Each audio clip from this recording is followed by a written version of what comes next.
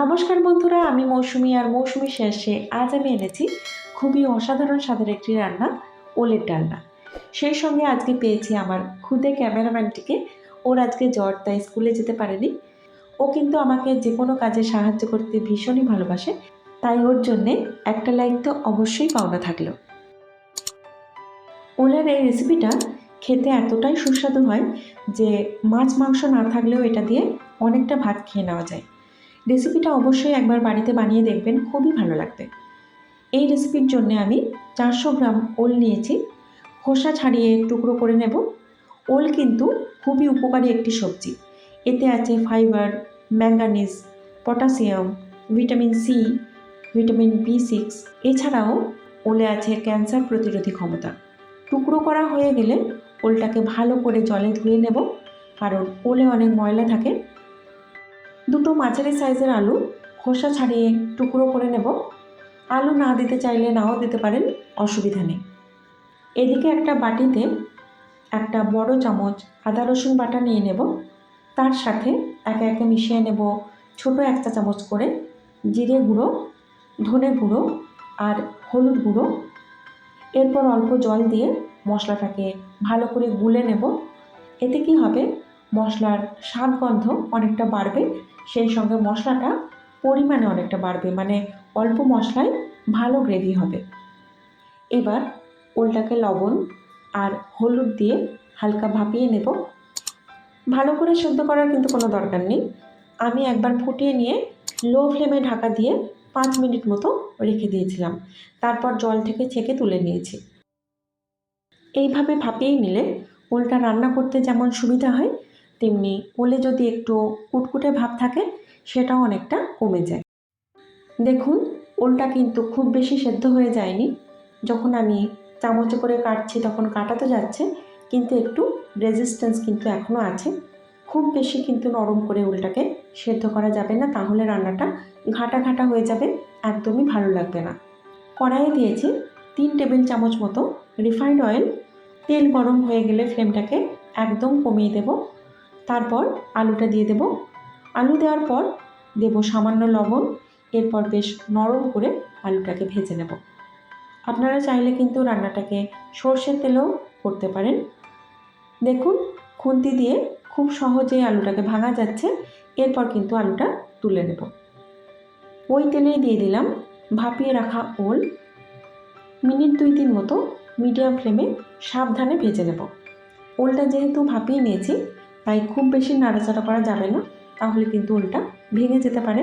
আর ওলটা ভেঙে গেলে ঘাটা ঘাটা হয়ে যাবে, রান্নাটা কিন্তু ভালো লাগবে না।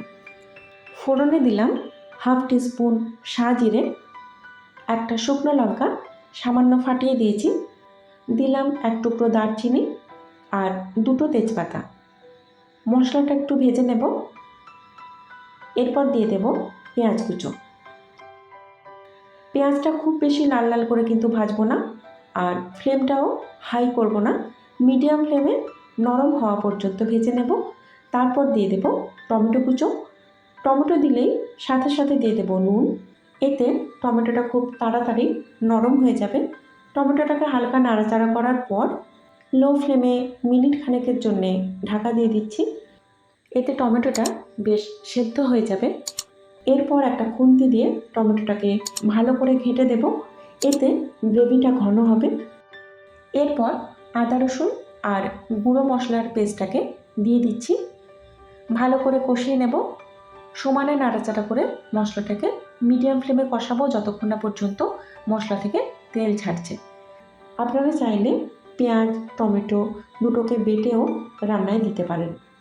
মশলা থেকে যখন তেল ছেড়ে আসবে তখন দিয়ে দেব ভেজে রাখা ওল আর আলু। দিলাম স্বাদ মতো লবণ আর লঙ্কা গুঁড়ো। আমি এখানে সাধারণ লঙ্কা গুঁড়োর সাথে অল্প কাশ্মীরি লঙ্কা গুঁড়ো মিশিয়ে নিয়েছি। এরপর কষিয়ে নেব মিনিট 2 মতো। খুবই সাবধানে আর হালকা হাতে কষাবেন, কারণ ওল আর আলু দুটোই কিন্তু এখন নরম, তাই খুব বেশি নাড়াচাড়া করলে কিন্তু ভেঙে যেতে পারে। কসুরি মেথি দিলাম ছোট 1 চামচ, আর দিলাম সামান্য গরম মশলা গুঁড়ো। এটা রেডিমেড গরম মশলা, যেটা দোকানে কিনতে পাওয়া যায়। কসুরি মেথিটা কিন্তু আমি ড্রাই রোস্ট করে হাত দিয়ে গুঁড়িয়ে নিয়েছিলাম।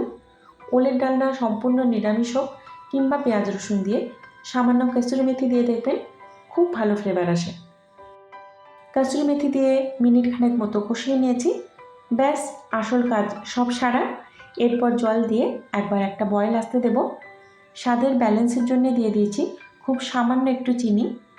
এরপর লো ফ্লেমে ঢাকা দিয়ে রান্না হতে দেব 6 থেকে 7 মিনিট। এর বেশি কিন্তু রান্না করার দরকার নেই।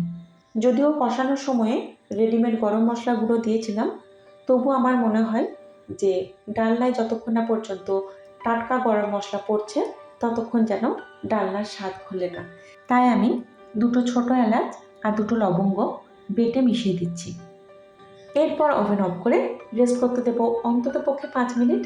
ব্যাস আমাদের আজকে দারুণ স্বাদের ওলের ডালনা একদম তৈরি। ভিডিও ভালো লাগলে অবশ্যই একটা লাইক দিন। প্রতি বুধবার নতুন ভিডিও নিয়ে আসি, তাই চ্যানেলটাকে সাবস্ক্রাইব করে বেল আইকনটাকে অল করে রাখুন। তো দেখা হচ্ছে পরের বুধবার আবার একটি নতুন ভিডিও নিয়ে।